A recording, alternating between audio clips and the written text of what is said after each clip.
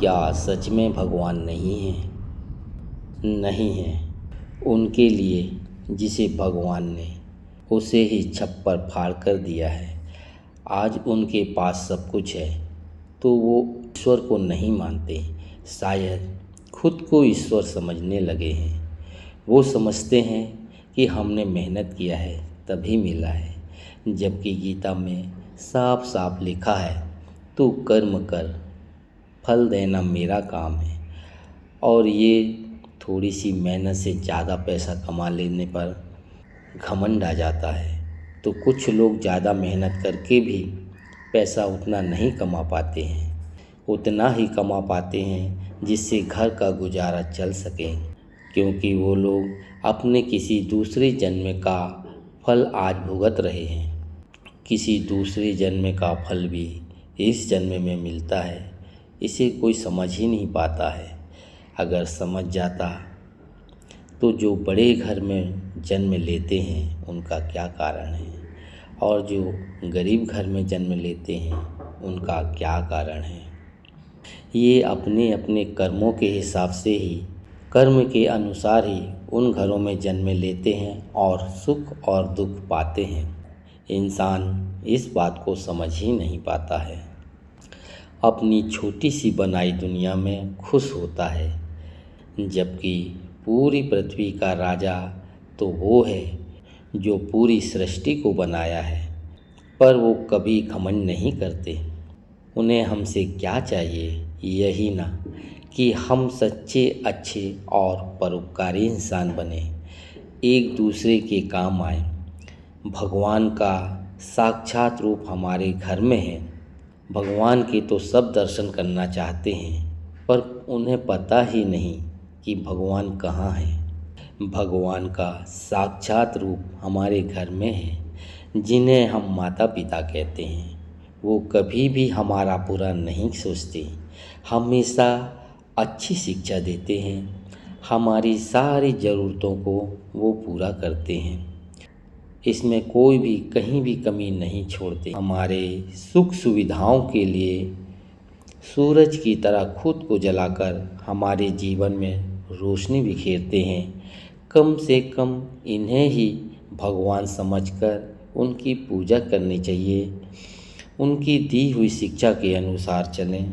माता पिता हमसे दुनिया देखते हैं, तो हमें भी अपने माता पिता को ही अपनी दुनिया मानना चाहिए। जैसे गणेश जी ने अपने माता पिता को पृथ्वी मानकर उनकी परिक्रमा की, तब आज उनकी प्रथम पूजा होती है। श्रवण की तरह माँ बाप से प्यार करो, उनकी इच्छा पूरी करो, उनको वृद्धाश्रम में मत छोड़ो, उनके कभी भी आंसू ना निकलें। बूढ़ा पेड़ फल नहीं दे सकता तो क्या हुआ, छाया तो देता है। जीवन भर तुम्हारे लिए ही जो खुद को जलाए हैं, खुद भूखे रहकर भी तुम्हें खिलाए हैं, उनकी दूध का कर्ज इस तरह ना चुकाओ, उनको ना रुलाओ। अब वो बूढ़े हो गए हैं, अब वे कुछ नहीं कर सकते और ना ही वो अब आपका कुछ बिगाड़ सकते हैं। उन्हें सहारे की ज़रूरत पड़ गई है। जो पहले कभी तुम्हारा सहारा बने थे, तुम्हें चलना सिखाए थे, आज उनको सहारे की ज़रूरत है। भगवान साक्षात रूप में है आपके पास। उनकी सेवा ही ईश्वरी सेवा है। मंदिर मस्जिद में भटकने की ज़रूरत नहीं है, जब आपके घर में ही विराजमान हैं माता पिता।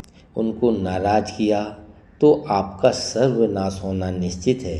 और दूसरी बात, किसी अनाथ, लंगड़े, लूले या किसी भी परेशानियों से घिरा व्यक्ति हमेशा नेगेटिव एनर्जी से भरा हुआ रहता है।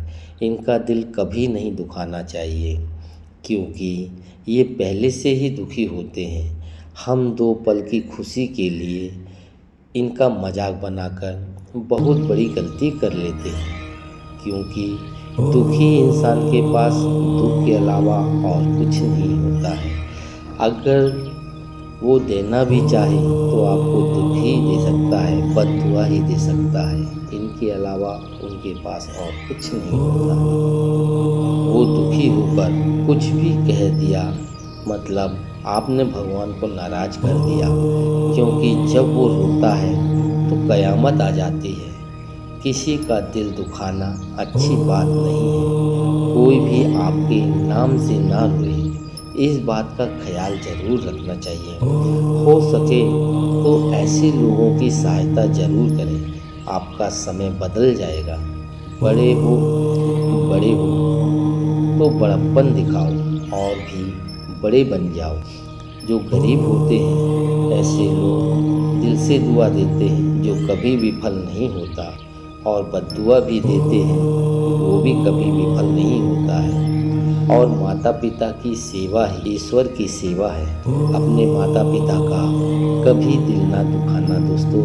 ये लोग तो आपका बिगड़ ही चुका है, परलोक ना बिगाड़ो, क्योंकि परलोक में एक न एक दिन आपको जाना ही है। ये सत्य है और ये होकर ही रहेगा।